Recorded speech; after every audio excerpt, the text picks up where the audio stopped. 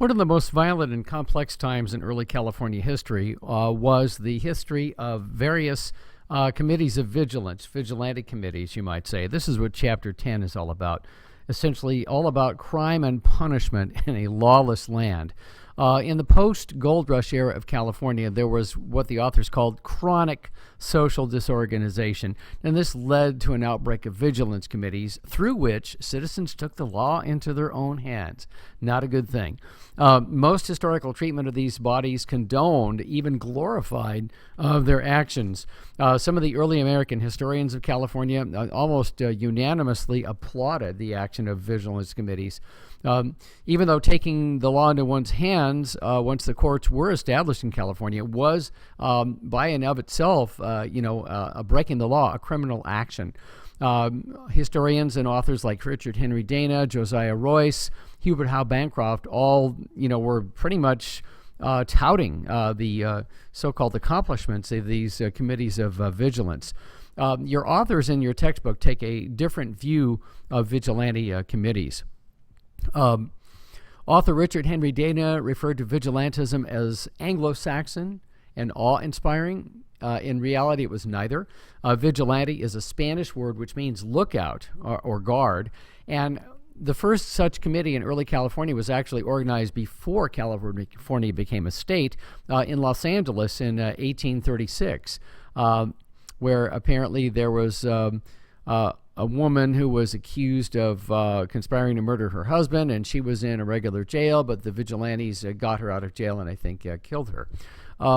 The authors say this, that the true and great contributions of Anglo-Saxon jurisprudence have been on the side of the due process of law, whereas the methods of the vigilance committees were parodies of due process, and that pretty much explains and capsulizes how ultimately, looking back at history, vigilante committees, just weren't that good.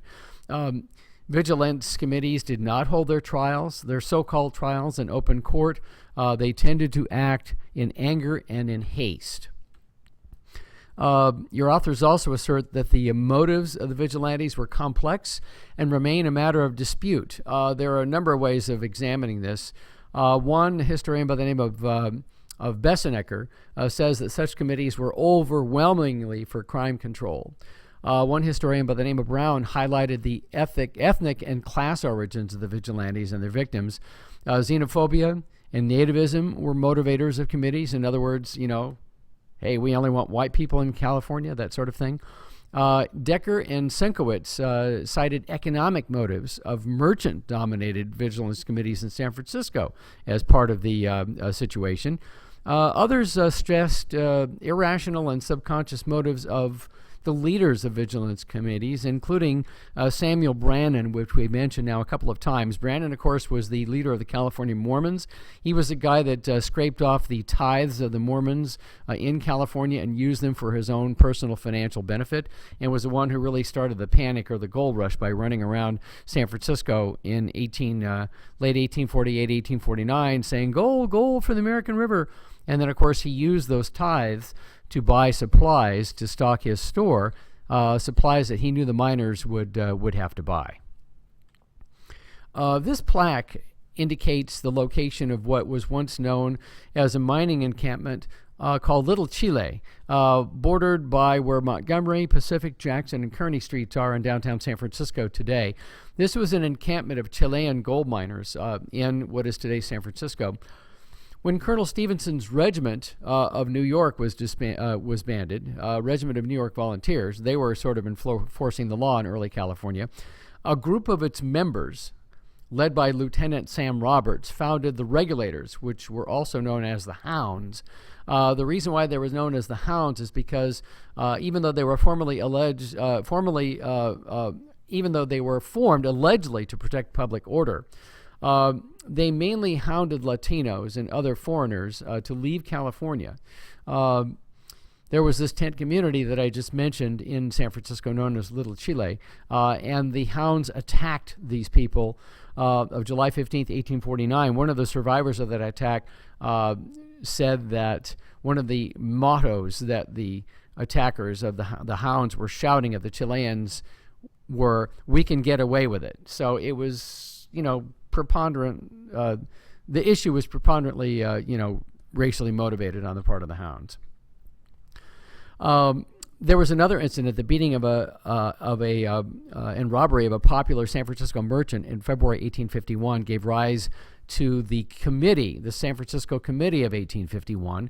The two men who were accused were nearly hanged by Brannan and his mob, but then were released.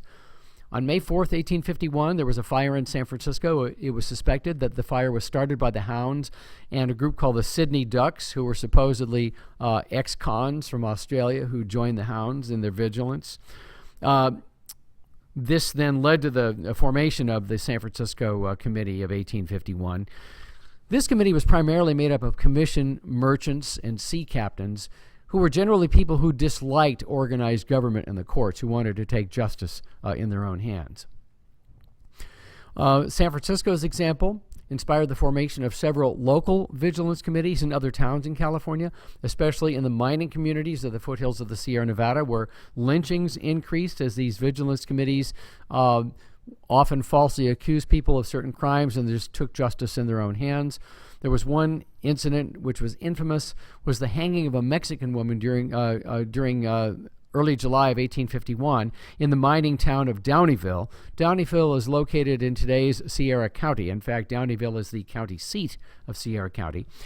She defended herself against a drunk 4th of July celebrant, a white man, who broke into her cabin. And said that she would defend herself again in that fashion if she were confronted with somebody who was trying to assail her, and she was hanged as a result. In the 1850s, there were more such executions in Los Angeles than in San Francisco, even though San Francisco was a larger city at that time than Los Angeles. These committees often emerged due to economic, political, ethnic, and religious and psychological factors. And the San Francisco Committee of 1856, 5 years later, was certainly such a committee. This committee was dominated by the city's leading merchants who wished to bring about great reductions in their taxes by discrediting city government and taking city government over themselves. At this time, the governance of the city of San Francisco was mostly under the helm of the aforementioned David C. Broderick. He and his followers were Irish Catholic, and the Catholics were often targets of vigilante hostilities in San Francisco. This was prompted by the shooting of James King of William. That was this guy's name, who was an anti-Catholic editor of a newspaper called the Daily Evening Bulletin. He was murdered, he was shot by James P. Casey on May 14th, 1856. A group of more prominent and law-abiding San Francisco citizens formed what was called the Law and Order Party to counteract these vigilantes. So Casey was in the county jail after that shooting, along with a gambler by the name of Charles Cora, who allegedly owned a prostitution house. Cora was being held there awaiting a second trial for the murder of U.S. Marshal William Richardson. Well, Casey and Cora were forcibly removed from jail by an angry mob of the Vigilance Committee and were hanged. The Vigilance Committee made further arrests and strengthened defenses of its headquarters, originally known as Fort Vigilance in San Francisco, but was more commonly known by its name, Fort Gunnybags, and you see an image of Fort Gunnybags there.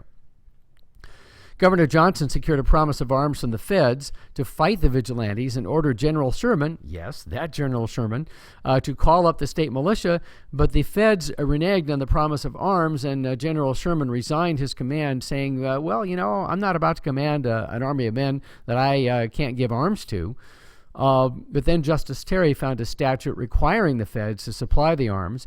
113 muskets were released and sent downriver from Benicia to San Francisco, but the vigilantes intercepted the boat that the arms were on. Justice Terry stabbed a vigilante police officer in a scuffle. He was seized by the vigilantes, convicted, but then released due to disagreement among vigilante leaders. So there was some discord amongst leaders of the Vigilante Committee. This ultimately led to the disbanding of the San Francisco Committee of 1856 a few months later. But after they disbanded, those remaining leaders formed a political party called the People's Party, which swept the San Francisco elections of November 1856 and basically won most of the city's offices and ruled the city for the next 10 years.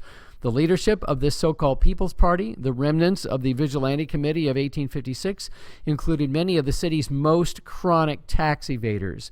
Taxes were slashed the following year so severely that several of the city schools had to be closed, and the city couldn't afford to buy hoses for the volunteer fire company. So, as you can see, they were in a bad way. A study of the crime rate before and after the vigilante movement of 1856, according to your authors, does not support the claim of any actual reduction in crime after the vigilantes took over. So this was certainly a very lawless time in California with the advent of these vigilante committees.